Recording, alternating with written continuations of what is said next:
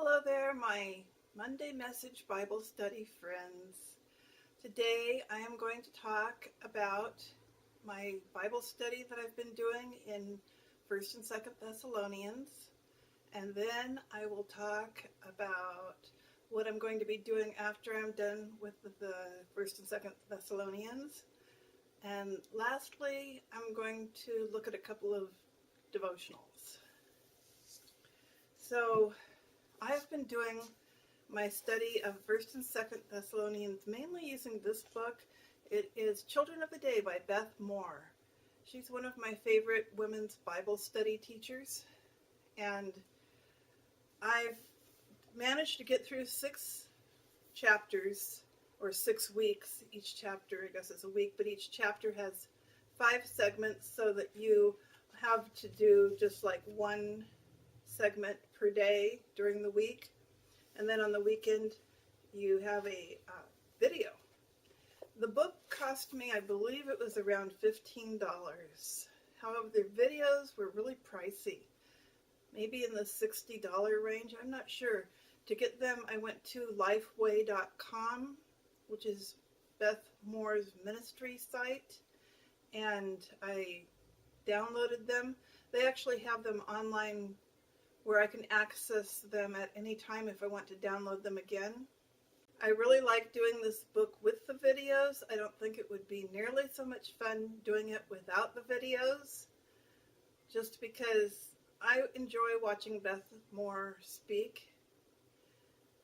She's just a wonderful Bible teacher. So eventually I'll do a book review on this, most likely. But for now, I'm only 6 chapters in. I'm working on the 7th chapter right now. And at the same time, I'm doing the K. Arthur New Inductive Study Bible thing. With the Inductive Study Bible, she instructs you to mark certain sections of the text. So to give you an idea of what I've been doing in here, try to show you some of this.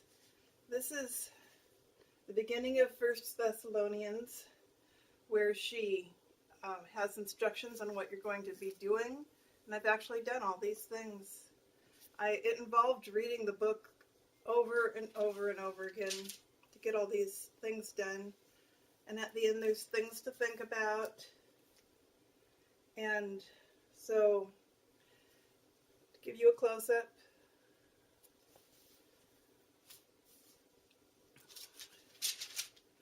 at the end of the chapter, there's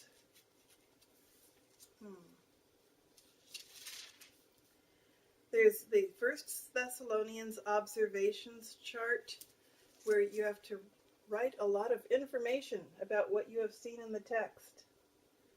And at the end, you're supposed to write down the themes for each chapter, so that is actually another read through, because you have to really think about what each chapter was trying to say. And I haven't started on 2nd Thessalonians yet. However, it's only 3 short chapters, and it seems to be a lot shorter than what I was doing with 1st Thessalonians.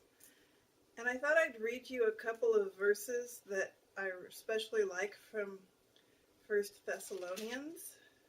First of all, the one that really stood out for me, and I thought it was terrific advice, is 1 Thessalonians chapter 4, verse 11. It says, "Make it your ambition to lead a quiet life and attend to your own business and work with your hands, just as we commanded you." I think that's wonderful advice. I really needed to hear that. And I wanted to read a couple of other things. I have marked them out right here in chapter 5. I'm skipping over the parts about the rapture, mainly because I don't know what to think of it. It hasn't happened yet, and so what's to say? We're waiting to see what happens next. Anyhow, chapter 5, verse 5 in 1 Thessalonians says, well, this is actually chapter, verse 5 through verse 8.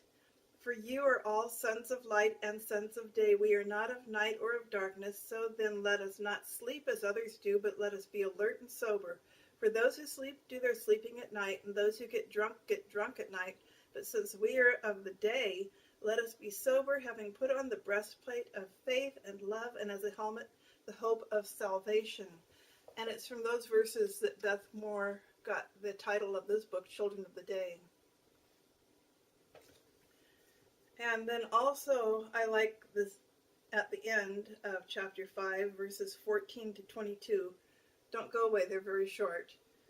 We urge you, brethren, admonish the unruly, encourage the faint-hearted, help the weak, be patient with everyone, see that no one repays another with evil for evil, but always seek after that which is good for one another and for all people. Rejoice always, pray without ceasing, in everything give thanks, for this is God's will for you in Christ Jesus. Do not quench the spirit, do not despise prophetic utterances, but examine everything carefully, hold fast to that which is good. Abstain from every form of evil. This is a map that shows where Thessalonica is. I'd probably do better with a screenshot, but it's right up here, in between, sort of in between Greece and Turkey, and it's a seaport. And I guess that's all I had to show you from this book. So I'm really looking forward to getting done with that. I'm enjoying it very much, and I thought, like last week, I said I had a week and a half left. But actually, I still have a week and a half left, so I wasn't quite that far along last week. So after I get done with that, I have decided that I am more than likely going to go into a study of humility. I think humility is one of the most important things that we Christians need to keep in mind. Because, well, everyone knows pride is one of the worst sins, and being humble is just part of being a Christian that we have to stay in touch with. So I thought I'd read this. I actually bought these at my church's bookstore a long time ago, and then I never got around to reading them, but maybe this is the time. This is called Nurturing a Heart of Humility, and it is a character study of Mary, and it's by Elizabeth George. Plus, at the same time, I was going through the bookstore and I had just picked up this thing about humility, this and one other little book that I don't know where it is right now. But while I was there, the assistant pastor at the church walked through and he recommended this book, which is Humility by Andrew Murray. I started to read it and it was kind of over my head. I think I just wasn't ready for it at the time, and I'm hoping this time I'll be able to get through this book. I'd really like to know what he had to say. This is a classic of Christian literature. I'm not sure when it was published, but I'm going to tell you as soon as I figure it out. It was published originally 1979. No, he lived from 1828 to 1917. So the original publication was in between those dates. Doesn't say exactly when. So, humility, I think, is a great thing to study. Thirdly, I still haven't chosen a devotional for this year.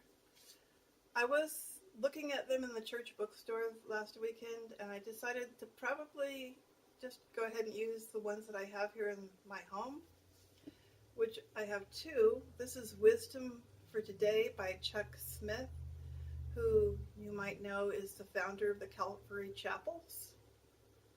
And that's a daily devotional. And then there's this one, which is kind of dear to my heart, Streams in the Desert. It's a classic. I love this book because when I was very young, my grandmother gave this book to me. Not this exact copy, but another book, another copy of the same book. And she also gave me the sequel to it. So I just love this book because when I use it, it reminds me of my grandmother. So I guess that's all I have to share with you today. This is just a Booktube video.